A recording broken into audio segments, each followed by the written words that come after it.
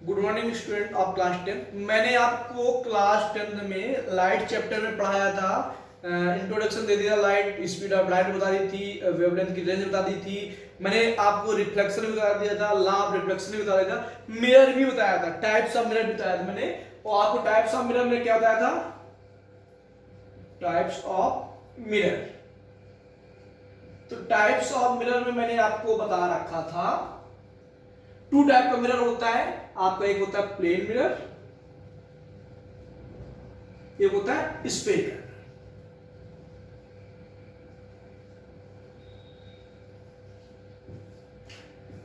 Plane mirror की property मैंने बता दी थी आपको। जो प्लेन मिरर होता है ऑलवेज फॉर्म करता है virtual erect and equal size object की इक्वल इमेज बनाता है। जैसे हम ही डेली यूज करते हैं, जो प्लेन यूज करते हैं मिरर, उसको बोलते हैं प्लेन मिरर। और जितना इमेज, जितना बड़ा ऑब्जेक्ट होता है उतनी बड़ी इमेज उसमें आती है, ये मैंने बताया था। तो प्लेन मिरर की प्रॉपर्टी क्या थी मैंने बताया था। प्लेन मिरर जो होता है ऑलवेज फॉर्म करता है virtual image, always formed virtual erect and equal size of image, यानी इक्वल साइज किसके? ऑब्जेक्ट के इक्वल इमेज बनाता है। ठीक है, ये मैंने इसमें बताया था। और प्लेन मिरर की जो फोकल लेंथ होती है, फोकल लेंथ मतलब ये तो कर्व फॉर्म में तो होता नहीं, बिल्कुल स्ट्रेट होता है, तो इन्फिनिटी होती है। क्या होती है? इन्फिनिटी। इसका रेडियोग्राम जो है मैं बना के दिखा दे रहा हूं आपको, फिर बात करूंगा स्फेरिकल मिरर की। ठीक है, बात करते हैं प्लेन मिरर की। तो प्लेन मिरर में मैंने मान लिया कोई आपको प्लेन मिरर है,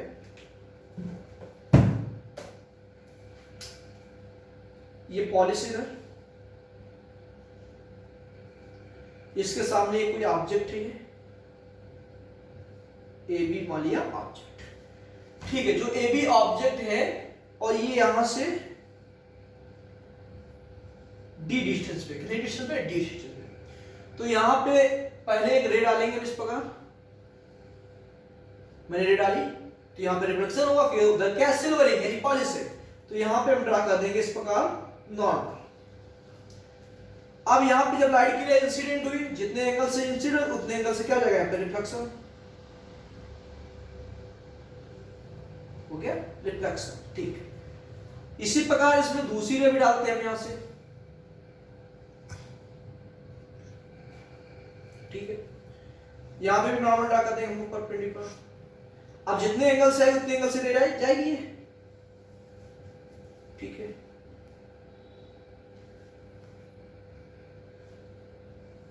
यहां जाएगी। ठीक है, मुझे इधर तो रे डायग्राम बनना पॉसिबल नहीं है, ना ही रे इंटरसेक्ट करेगी, तो हम इनको डॉटेड लाइन से ड्रा करेंगे इस प्रकार।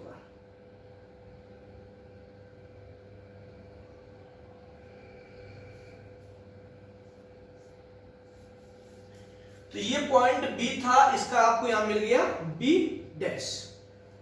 सिमिलरली यहां से रे डालेंगे हम इस प्रकार, यहां पे हम फिर ड्रा करेंगे नॉर्मल। जितने एंगल से रे आई उतने एंगल से यहां से जाएगी। डॉटेड लाइन ड्रा कर देंगे पीछे को। एक और रे डालेंगे यहां से, यहां नॉर्मल ड्रा कर देंगे।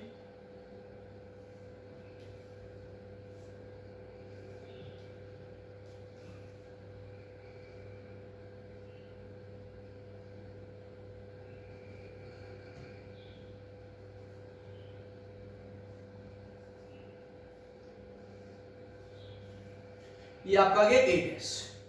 तो ये ए बी ऑब्जेक्ट की इमेज, ये हम डॉटेड लाइन इंटरसेक्ट करें, यानी एक्चुअल में जब तक लाइन इंटरसेक्ट नहीं करेंगी वो आपकी इमेज रियल नहीं होगी। जब दो लाइन एक्चुअल में इंटरसेक्ट करती तब रियल होती। यहां पे एक्चुअल में दोनों रे ये अलग जा रही है और ये डाइवर्ज कर रही है, ये भी अलग जा रही है। और हमने डॉटेड लाइन से, इमेजिनरी लाइन से पीछे इमेज बनाई, ए बी ऑब्जेक्ट की इमेज क्या बनी?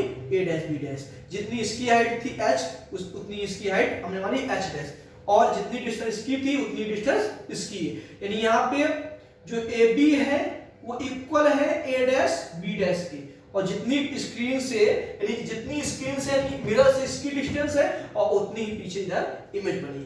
तो जो हमारा प्ले मिरर होता है ऑलवेज फॉर्म करता है virtual erect and equal size of image. ठीक है, आगे बात करेंगे स्फेरिकल मिरर। तो स्फेरिकल मिरर में मैंने बताया था आपको दो पार्ट होते हैं, एक होता है कॉन्वेक्स मिरर, एक होता है कॉनकेव मिरर। ठीक है, कॉन्वेक्स एंड कॉनकेव मिरर। ठीक है, थोड़ा सा इसकी बात करते हैं हम लोग आगे से। ये डायग्राम हो गया है, थोड़ा सा हौश पोश हो गया, समझ में आएगा नहीं आएगा तो आप फिर से बोलेंगे तो मैं समझा दूंगा। ठीक, कॉन्वेक्स और कॉनकेव मिरर जो होते हैं ये एक हॉलो स्फीयर के पार्ट होते हैं। हॉलो स्फीयर मैंने कोई एक ले लिया, ग्लास हॉलो स्फीयर ये है, इसका ये पार्ट कट कर दिया, ये पार्ट कट कर दिया, और ये पार्ट कट करके हमने यहाँ पे ऐसे रख दिया, सॉरी ये यहाँ पे रख दिया, और जिसके बाहर सरफेस पे एक्सटर्नल सरफेस पे हमने पॉलिश कर दी, वो आपको बन गया कॉनकेव मिरर। यानी जिसके एक्सटर्नल उभरे हुए सरफेस पे, एक्सटर्नल सरफेस पे पॉलिश होती है, उभरे सरफेस पे पॉलिश होती है, उसको बोलते हैं हम लोग कॉनकेव मिरर। और जिसके इंटरनल सरफेस पे पॉलिश होती है ये, इसको बोलते हैं हम लोग कॉन्वेक्स मिरर। ठीक है, तो ये कॉनकेव और कॉन्वेक्स मिरर क्या होता है? Concave and convex mirror is a part of hollow spherical glass. यानी जो हॉलो स्फेरिकल ग्लास होता है उसके दोनों क्या होते हैं? पार्ट होते हैं। अब जब इसके पार्ट है, जो इसका सेंटर होगा वही इन दोनों मिरर का सेंटर होगा। ठीक है, तो बोले पूछेगा सेंटर ऑफ कर्वेचर, तो सेंटर ऑफ कर्वेचर क्या होता है? यानी ये मिरर जिस हॉलो स्फीयर का पार्ट है उसका जो सेंटर होगा वही इन मिरर का सेंटर होगा, वही इस मिरर का सेंटर होगा। ठीक है, ये आपका हो गया कॉन्वेक्स एंड कॉनकेव मिरर। कहां से आए? एक हॉलो स्फीयर से आए। ठीक है, कैसे पहचान करेंगे? जिसके एक्सटर्नल सरफेस पॉलिश हो, भरे हुए सरफेस पॉलिश हो, वो आपका होता है कॉनकेव मिरर, और जिसके इंटरनल सरफेस पॉलिश हो, इनर सरफेस पॉलिश हो, उसको बोलते हैं कॉन्वेक्स। आगे बात करते हैं। पहले हम बात करेंगे कॉनकेव मिरर। कॉनकेव मिरर ये मैंने ड्रा कर लिया कॉनकेव मिरर, और ये आपका हो गया principal axis. What is principal axis? तो प्रिंसिपल एक्सिस वो होता है the line which joining the centre of curvature and pole. Pole क्या होता है? ये जो आपका कर्व है, इस पे जो आपका ये कर्व है किसका? मिरर का। मिरर का कर्व का वो मिड पॉइंट को क्या बोलते हैं लोग? पोल। क्या बोलते हैं? जो मिरर है, मिरर के कर्व का मिड पॉइंट ही आपका क्या होगा? पोल। क्या होगा? पोल। ठीक है, और जो पोल और सेंटर ऑफ कर्वेचर यानी सी क्या बोलते हैं लोग? सेंटर ऑफ कर्वेचर, इसको बोलते हैं लोग पोल। सेंटर ऑफ कर्वेचर और पोल को ज्वाइन करने वाली लाइन को, ये जो लाइन ज्वाइन करी, इसको बोलते हैं हम लोग प्रिंसिपल एक्सिस। क्या बोलते हैं? Principal. The line joining centre of curvature and pole known as principal axis. ठीक है, समझ में आया नहीं बेटा? सेंटर ऑफ कर्वेचर क्या होता है? ये मिरर जिस हॉलो स्फीयर का पार्ट है उसका जो सेंटर होता है उसी को बोलते हैं लोग सेंटर ऑफ कर्वेचर। ठीक है, समझ में आया? The mirror the part of which hollow sphere, जो हॉलो स्फीयर का सेंटर होगा, जिसका ये मिरर पार्ट है, उस हॉलो स्फीयर का सेंटर ही क्या होता है? Centre of curvature. डिफिनेशन कोई बात नहीं, मैं डिफिनेशन में सेंड कर दूंगा भी, वेरी इजी लैंग्वेज में। ठीक है, ये आपका पोल हो गया, ये सेंटर ऑफ कर्वेचर हो गया। ठीक है, सेंटर ऑफ कर्वेचर पोल को ज्वाइन करने वाली लाइन को हम क्या बोलते हैं? Principal axis. मैंने ये भी बता दिया। ठीक है, अब हम बात करेंगे ये कॉनकेव मिरर का जो दूसरा नेम होता है उसको हम बोलते हैं कन्वर्जिंग मिरर। यानी ये लाइट की रे को कन्वर्ज करता है। क्या करता है? कन्वर्ज करता है। कन्वर्जिंग मिरर भी बोलते हैं। कैसे कन्वर्ज करता है वो हम आपको रेडियग्राम से बताते हैं। अब जैसे मुझे कॉनकेव मिरर का फोकस पॉइंट फाइंड करना है। क्या फाइंड करना है? Focus point. ठीक है, तो हमने कॉनकेव मिरर ले लिया इस प्रकार,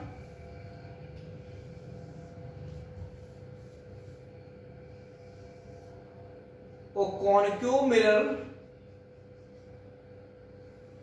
को ज्वाइन करने वाली पोल और सेंटर जो प्रिंसिपल एक्सिस की लाइन है उसके पैरेलल हमने लाइट की रे ड्रा कर दी ये, और आफ्टर द रिफ्लेक्शन, इससे रिफ्लेक्ट होने के बाद लाइट की रे प्रिंसिपल एक्सिस को जिस पॉइंट पे इंटरसेक्ट करेगी उसको बोलते हैं फोकस पॉइंट। द लाइट रे which parallel to the principal axis after the reflection from the mirror intersecting the principal axis at which point intersecting the principal axis, यानी जिस पॉइंट पे इंटरसेक्ट करेगी, यानी जो लाइन प्रिंसिपल एक्सिस के parallel आती है, लाइट की रे जो प्रिंसिपल एक्सिस की पैरेलल आती है आफ्टर द रिफ्लेक्शन, वो जहां पे इंटरसेक्ट करेगी प्रिंसिपल एक्सिस को, वही क्या हो फोकस पॉइंट। कोई पैरेलल रे डालते हैं हम, यहां से डालते हैं, डाल दी, आफ्टर द रिफ्लेक्शन कहां जाएगी, जिस पॉइंट से जाएगी उसको बोलते हैं हम लोग फोकस पॉइंट। क्या बोलते हैं, फोकस पॉइंट। फोकस पॉइंट ये आपका हो गया फोकस पॉइंट, ठीक है। ये आपका हो गया फोकस पॉइंट। फोकस पॉइंट कैसे निकालते हैं ये मैंने बता दिया, ठीक है। कोई भी प्रिंसिपल एक्सिस के पैरेलल जितनी भी रे ड्रा करेंगे, थोड़ा सही से डायग्राम बनाते हैं, मार्कर काम नहीं कर रहा सही से। ये आपका हो गया कॉनकेव मिरर, ये आपका पोल, ये फोकस निकालना मुझे, ये हो गया सेंटर। पैरेलल रे ड्रा की, जहां से जाएगी इस प्रकार, आफ्टर रिफ्लेक्शन इधर से डाल दिए ग्रे पैरेलल, किसके प्रिंसिपल एक्सिस के पैरेलल, प्रिंसिपल एक्सिस के पैरेलल, आफ्टर द रिफ्लेक्शन जहां जाएगी वो जो पॉइंट मिलेगा उसको बोलते हैं लोग फोकस पॉइंट। क्या बोलते हैं, फोकस पॉइंट। यानी जितनी भी पैरेलल रेस हम इस फोकस जितनी पैरेलल रेस इस प्रिंसिपल एक्सिस पैरेलल डालेंगे, वो आफ्टर द रिफ्लेक्शन जहां पे इंटरसेक्ट करेंगे उसको बोलते हैं हम लोग फोकस पॉइंट। आगे बात करते हैं हम लोग। अब अगर कोई रे हम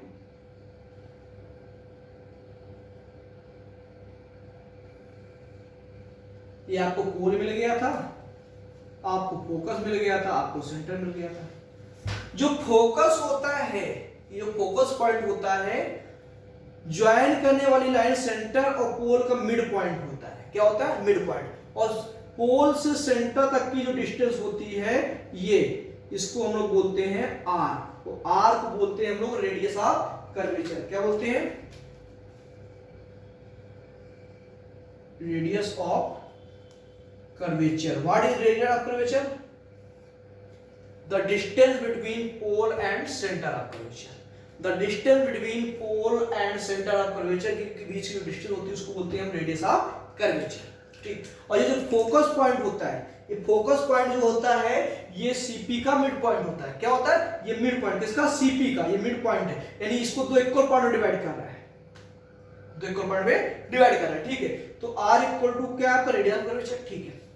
और pole of focus point, pole of focus point यानी यहाँ पे जो आपकी सीपी है, सीपी इक्वल टू क्या है, R. CP equal to R है, और आर को हम बोलते हैं रेडियस ऑफ कर्वेचर। और पी एफ इक्वल टू आपका होगा एफ, और एफ को बोलते हैं हम लोग फोकल लेंथ, फोकल लेंथ, ठीक है। ये आपको हो गई पी एफ, आपकी होगी क्या, फोकल लेंथ। एफ आपका जो होता है फोकल पॉइंट होता है। फोकल पॉइंट और पोल के बीच की डिस्टेंस को बोलते हैं focal length. The distance between pole and focus point known as focal length. इसको स्मॉल एफ से डिनोट करते हैं, ठीक है। तो मिरर में आपका पोल होता है, जो होता है किस पे, कर्व पे, और किस पे, मिरर के कर्व के मिड पॉइंट पे पोल होता है। और सेंटर जो होता है क्या होता है, जिस हॉलो स्फीयर का ये पार्ट है उसका जो सेंटर होता है उसी को इसको बोलते हैं सेंटर ऑफ कर्वेचर। सी को ये फोकस पॉइंट होता है। फोकस पॉइंट कैसे निकालते हैं, जब पैरेलल रे हम ड्रा करते हैं। आगे बात करते हैं। नेक्स्ट जो आपका है relation between focal length and radius of curvature. Relation between focal length and radius of curvature, ठीक है। क्या होता है रिलेशन, ध्यान देखिएगा, मैंने बताया था अभी, ये आपका कॉनिकल मिरर हो गया, ये पोल हो गया, ये सेंटर हो गया, इसका मिड पॉइंट जो होता है फोकस पॉइंट होता है, अभी मैंने बताया भी था। यहां तक की डिस्टेंस आर होती है और ये होती है आपकी एफ। ये मिड पॉइंट हो गया, यानी इसको दो इक्वल पार्ट में डिवाइड कर रहा है। यानी यहां से मेरा जो सीपी होगा, सीपी वो इक्वल किसके होगा, सी एफ प्लस